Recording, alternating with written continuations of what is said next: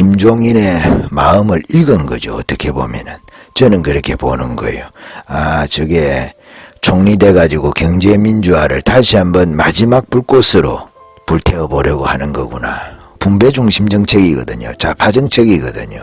어떻게 보면은 김종인이의 경제학하고 지금 윤석열이 아버지의 그 경제학, 좌파적인 경제학, 독일 경제학이죠. 그리고 우파적인 경제학하고 요 두 개가 부딪히면서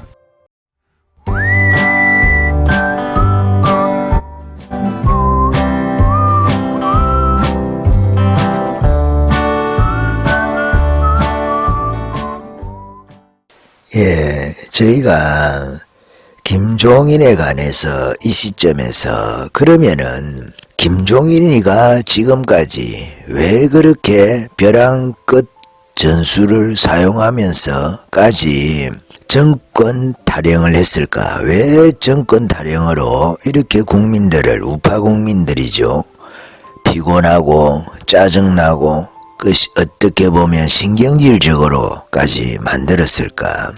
윤석열이에 대해서는 말할 것 없죠. 윤석열이는 더 짜증이 나지 않았겠습니까? 이준석이는 중간에서 즐겼는지도 모르겠어요.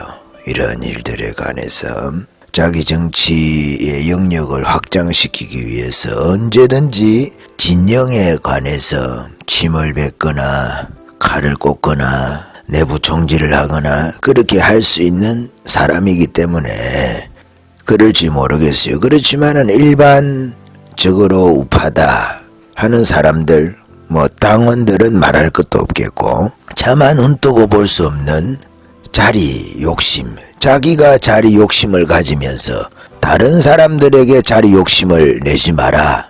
썩은 시체를 먹는 시라손이라 했습니까? 시라소니가 아니죠. 그건 뭡니까? 짐승 있지 않습니까? 하이에나죠. 하이에나. 시라소니는 그 호랑이 새끼, 버려진 호랑이 새끼를 시라손이라고 하죠. 똥파리다. 이런 식으로 해가지고 어떻게 보면은 그 자리라는 것이 그 썩은 시체나 배설물처럼 말이죠. 이렇게 자기가 표현을 하면서 오히려 자기는 그 자리를 갖기 위해서 김종인이 역시 마찬가지고 젊은 세대들에게 양보를 하라 하면서 권성동이라든지 장제원이라든지 김병준이 말할 거 없고 김한길이 마찬가지고 너희가 나이가 들었으니까 젊은 이미지를 위해서 다 바꿔야 된다 하면서 자기는 나이가 40년생이더라고요. 제가 확인을 하니까 40년 7월 11일생인데 그러면 지금 82살 우리나라 나이로 그렇게 되는 거 아니겠어요? 그 나이에 그 총괄선대본부장에 대해서 말이죠. 자리 욕심을 내면서 명예직이 아니고 어떤 형식적으로 얹어놓는 이름이 아니라 실권, 그것도 보통 실권이 아니고 정권을 달라고 이렇게 지금까지 이야기해왔거든요. 근데 여러분 의심 안 듭니까? 과연 김종인이가 왜 저렇게 하느냐는 거죠. 지금까지 김종인이가 비례대표를 5번 했죠. 집안도 빵빵하고 돈도 많죠. 친인척들이 정계 재계에 거물들급들이 너무 많다는 거 아니겠어요? 그 부인 마찬가지고 안철수 부인하고 이름이 똑같다고 하는 그 부인도 그 미국 변호사 그 자격증이 있다는 거 아니겠어요? 그 연세에. 그러니까 아주 극 엘리트 집안 아니겠어요? 그분 그 자신은 어렸을 때 그 부모님을 그 여위 가지고 고생을 했다고 합디다. 마음고생을 했겠지. 물질적인 것이나 이런 고생이 아니라 우리나라 초대 대법원장의 손주니까 김병노입니까? 김병노 선생. 그렇게 하니까 본인 입장에서는 그 사실은 부족한 게 없어요. 그 부모님이 없는 문제 때문에 마음고생을 좀 했다고 하더라도 32살에 서강대에 경제학 교수를 했다는 거 아니겠어요? 32살에 요즘 같으면은 교수를 할 수가 있겠습니까? 한참 배워야 되고 최소 해야 37이나 거의 40 가까이 돼야 똑똑한 사람이라 하더라도 그렇게 될 건데 32살에 교수를 했으니까 독일에서 박사학위 받아와가지고 줄이 없이 그것도 쉽지는 않지 않겠어요? 줄이 좋다 말이죠. 세상 줄이 좋은 사람이다 이 말씀을 드리는 거예요. 그러면은 이렇게 부족할 거 없어 보이는 그 김종인이가 왜 그러면은 지금까지 그렇게 몽리를 부리고 어깃장을 놓고 정권 달라 말이죠. 왜 그리 했을까? 여러분 그 좀 의심스럽지 않습니까? 김종인이가 24대 보건사회부 장관까지 했거든요. 전두환 때에 국보에 참여해서 그 조언을 하고 그 공로로 해가지고 그 비례대표 오늘날로 치면은 과거로 치면은 전국구의원 민정당에서 2번 했단 말이에요. 민정당에서 2번 했는데 그러면 왜 김종인이는 그렇게 하는가? 지금 김종인이가 못 해본 게 있거든. 당대표도 못 해봤죠. 그렇지만은 비상대책위원장을 했기 때문에 2번을 했기 때문에 그거에 관해서는 별로 관심이 없어요. 당대표에 대해서는. 과거에 문재인이 선거 도와주고 나서 자기가 셀프로 해가지고 그 민주당입니까? 거기에 자기 당대표를 하려고 하다가 친문 진영에서 완강하게 거부하면서 튕겨 나온 거거든요. 튕겨 나왔는데 그때는 나이가 조금 지금보다 젊으니까 당대표를 해가지고 뭐 내각제 개헌을 한다든지 이렇게 해서 내각제 개헌을 해서 당대표가 되면 내각제에서는 총리가 대통령 역할을 거의 하는 거 아니겠어요? 옛날에는 이제 수상이라고 했는데 요즘에는 총리다 이렇게 주로 표현을 하니까 그 역할을 한단 말이에요. 그러니까 정부의 그 머리가 될 수 있단 말이에요. 머리 숫자지 않습니까? 그렇게 해서 본인이 그런 꿈을 가졌을지도 모르겠어요. 내가 내각제 개헌을 해가지고 총리를 한번 해봐야 되겠다. 국회의원들은 내각제 개헌한다 하면은 좋아하니까 실제로 그것이 될 수 없다 하더라도 국회의원들은 내각제 하면 자기네들한테는 좋다 말이죠. 왜? 국회의원들이 내각을 장악할 수가 있지 않습니까? 내각제라는 것은 국회의원이 장관을 하고 그 당수가 있을 거 아니겠어요? 당대표 형식으로 그 사람이 총리를 한다는 거거든요. 그러니까 국회의원들 입장에서는 나쁠 게 없죠. 국민들 입장에서는 나쁘죠. 국민들 입장에서는 직접 선거라는 측면에서 볼 때 국민들은 대통령도 직접 뽑기를 원하는데 대부분이 그렇지 않겠어요? 직접 뽑기를 원하는데 국회의원들이 알아서 수상이든 총리든 뭐 대통령격이죠. 대통령격으로 자기네들끼리 국민이 뽑아줬지만 국회의원들에게 그 권한을 국민이 국회의원한테 위임하는 거 그게 내각제거든요. 국회의원한테 더 많은 힘을 주는 거 그게 내각제다 말이에요. 한편으로. 그러니까 국민은 지금 대통령제에서는 국회의원도 선거를 한번 하고 또 대통령도 우리가 선거를 한번 하고 대통령 권한이 국회의원들 권한보다 더 크죠. 지금은. 그런데 요 두 개를 합쳐가지고 입법부가 행정부까지 장악을 하도록 만들어주는 것이 내각제거든요. 국회의원들은 신이 났죠. 우리가 당을 장악만 하면 총리가 될 수가 있는 거예요. 그러니까 당을 장악하는 것이 엄청나게 중요하게 되는 그런 시점이죠. 다른 말로 말하면 국민들한테는 인기가 별로 없어. 인기가 별로 없어도 정치인들에게는 인기가 있잖아요. 그러면 내각제에서는 총리가 될 수 있단 말이에요.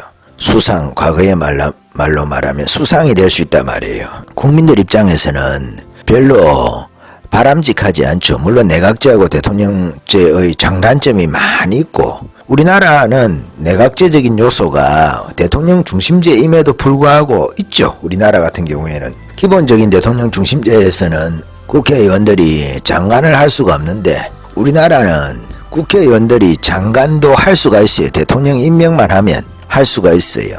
그 외에도 대통령 중심제임에도 불구하고 내각제적인 요소를 우리나라는 가지고 있습니다. 여러분. 원래 이 민주주의라는 것은 의원 내각제가 가장 기본적인 그 바탕이 되는 것이 맞긴 하죠. 의원 내각제라는 것이. 근데 그거보다 조금 더 발전된 형태가 대통령제다. 저는 그렇게 보는 겁니다. 왜냐하면 의원 그 내각제를 할 경우에는 국민들이 방금 말씀드렸지만 선거를 한 번밖에 못 하는 거예요. 선거를. 그러면 의원들이 거기서 알아가지고 뭐 총리를 뽑아가지고 자기네들끼리 다수당에 물론 당수가 그렇게 하는데 그 다수당이 과반이 넘지 않는다 이렇게 할 때는 또 자기네들끼리 합종 연행을 해야 될 거 아니겠습니까? 연합을 해야 될 거 아니겠어요? 연합정부를 구성을 해야 되기 때문에 그렇단 말이에요. 같이 하는 거 연립정부라고 하죠. 연립정부를 구성을 해야 되기 때문에 서로 색깔이 다른 사람들끼리 내각을 나눠서 먹는 거예요. 합세해가지고. 그렇게 되면 정치가 상당히 불안정하죠, 여러분. 그러니까 지금 국회에서 여당 야당 싸울 수가 있잖아요. 그 싸우는 것을 행정부 안에 들어가서도 또 싸운단 말이에요. 그런 꼴을 보기가 여러분 쉽지 않지 않겠어요? 입법부하고 행정부하고 싸우는 것도 우리가 보기가 싫고, 입법부 안에서 야당 여당 싸우는 것도 한편으로 너무 지나칠 때 보기가 싫은데, 물론 싸우라고 있는 거예요. 싸우라고. 견제와 균형이라는 것이 말이 그렇지만은 서로 말싸움을 하라고, 토론을 통해 가지고 국민들이 보는 입장에서 어느 말이 맞는지, 그래서 국민이 판단을 하도록 그 다음 선거 때 그렇게 해서 계속 토론하고 견제하고 균형하고, 싸우라고 있는 게 여당 야당이고 싸우라고 있는 게 민주정치입니다. 민주정치라는 말을 쉽게 말하면 왕이 혼자서 다스리면은 싸움할 상대가 없잖아요. 왕 권위를 가지고 다 눌려버리니까. 좋은 왕일 때는 괜찮아요. 입법, 사법, 행정을 왕이 다 가지고 있으면서 선한 왕일 때는 괜찮아. 다윗 왕이다. 우리가 천연왕국 이야기를 할 때 예수 그리스도다. 플라톤에서 말하는 철인정치다. 공자가 말하는 군자다. 이렇게 하면 괜찮아요. 공자 맹자가 말하는. 그러면 괜찮겠죠. 어리석은 우중이 소크라테스 시대의 군중의 대표보다는 차라리 그 현명한 말이죠. 왕이 다스리면 더 좋을 수가 있어요. 그렇지만은 국민의 권리는 없지 않습니까? 왕을 바꾸고 싶을 때 바꾸는, 다른 말로 말하면 국민이 왕이라는 거 아니겠어요? 모든 주권은 국민에게 있고 모든 권력은 국민으로부터 나온다는 이 말 있지 않습니까? 그 말은 좋지만은 권력에는 책임이 따르잖아요. 뭘 잘못하면은 국민은 책임을 안 지려고 하는, 또 그런 거는 안 되지 않습니까? 그죠? 총리 이야기를 하면서 내각제, 대통령 중심제 이야기를 많이 해서 죄송하긴 한데, 그렇다 이 말씀을 드리는 거예요. 우리나라 같은 경우에 국민들은 내각제를 헌법으로 통과시키기가 쉽지 않을 거예요. 개헌을 한다 하면 대통령 4년 중임제 정도는 미국식으로 가능할지는 모르겠지만은 내각제는 쉽지가 않을 거예요. 왜? 국민들이 그 대통령을 직접 뽑기를 원하는 이 욕구가 너무 강하거든요.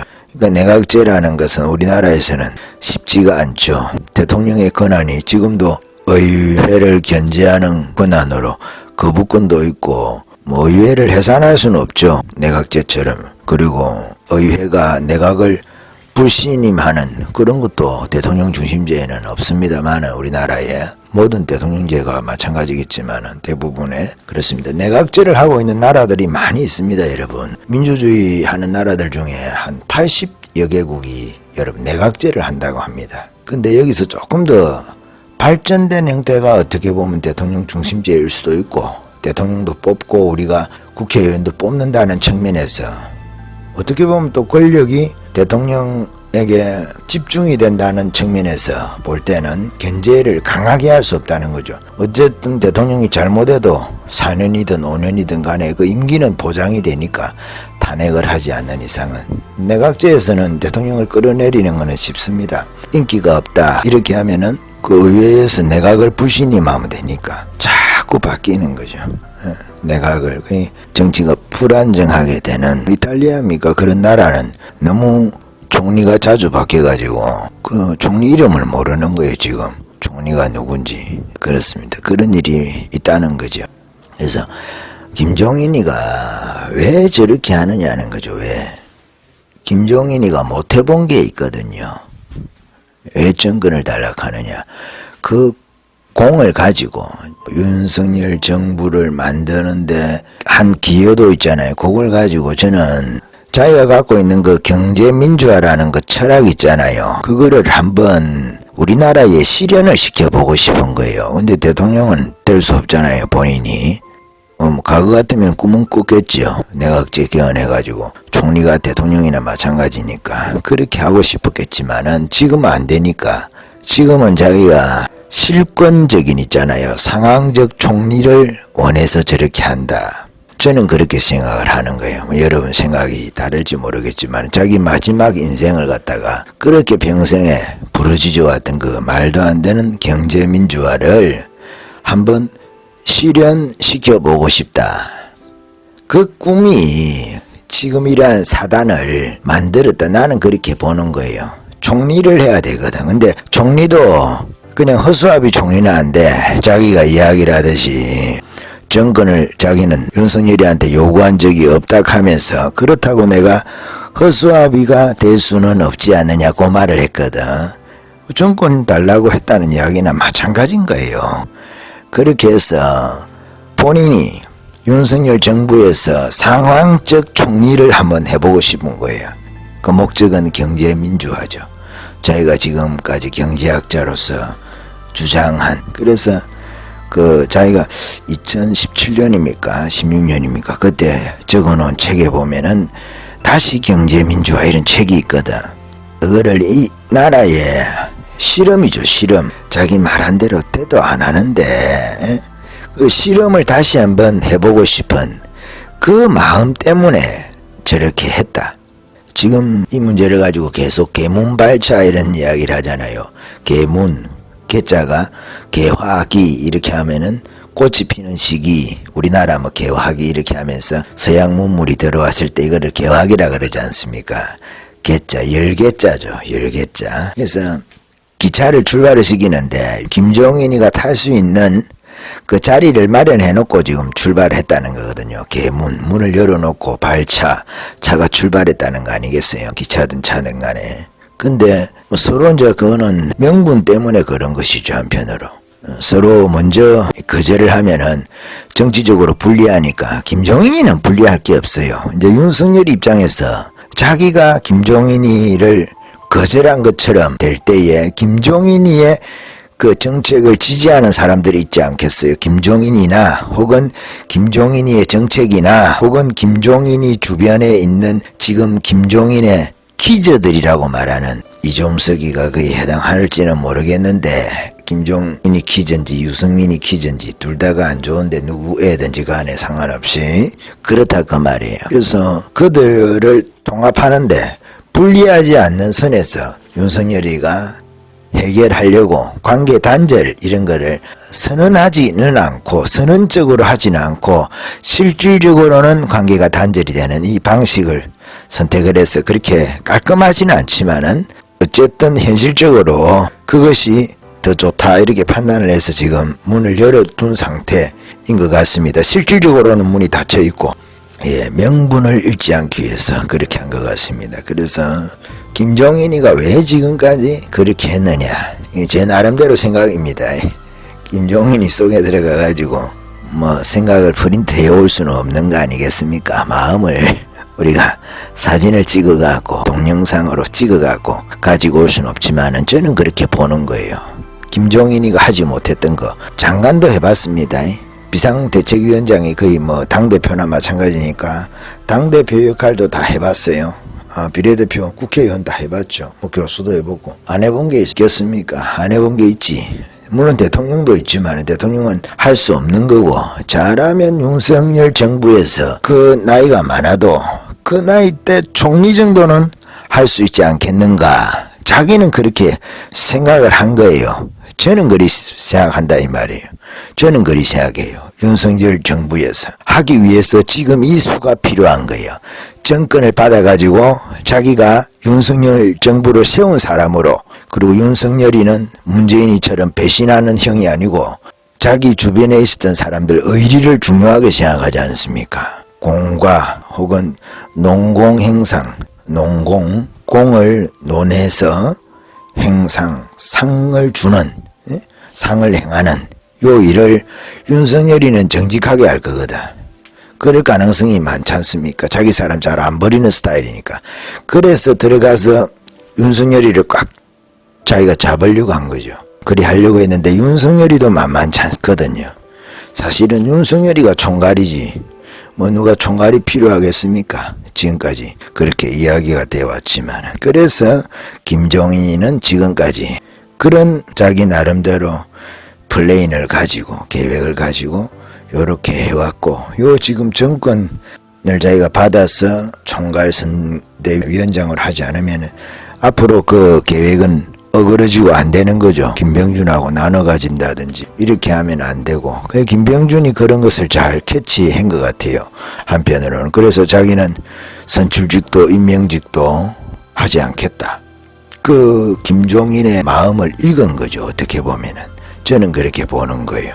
아, 저게 총리 돼가지고 경제민주화를 다시 한번 마지막 불꽃으로 불태워보려고 하는 거구나. 우리나라에는 옳지 않죠. 지금도 문재인이 때문에, 소득주도 성장 때문에 나라가 엉망이 됐는데, 다음 정권까지도 또 분배를 중심으로, 그 분배 중심 정책이거든요. 좌파 정책이거든요. 그래서 지금 그 윤석열이가 요 문제에 있어서, 윤석열이도 자기 경제관념이 들어가 있어요. 성장 위주로 하겠다. 자유주의 시장 경제라는 것이 그런 거 아니겠어요. 자기 아버지가 했던 그 경제학이 그런 것이고, 어떻게 보면은 김종인이의 경제학하고 지금 윤석열이 아버지의 그 경제학, 좌파적인 경제학, 독일 경제학이죠. 그리고 우파적인 경제학하고 요 두 개가 부딪히면서 그 김종인이는 정권을 달라, 윤석열이는 안 된다, 이런 측면에서도 볼 수가 있다는 거예요. 우리나라 미래를 봤을 때, 경제정책적인 측면에서 봤을 때, 그럴 때 이 김종인이가 정권을 가져도 안 되고 지금은 아예 그냥 그 배제시키는, 지금 윤석열이 하고 있는 이 방식이 옳다는 거예요. 지금 윤석열이가 하고 있는. 예, 그래서 이런 관점에서 잠깐 생각해 보았습니다. 여기까지 할까요? 아멘.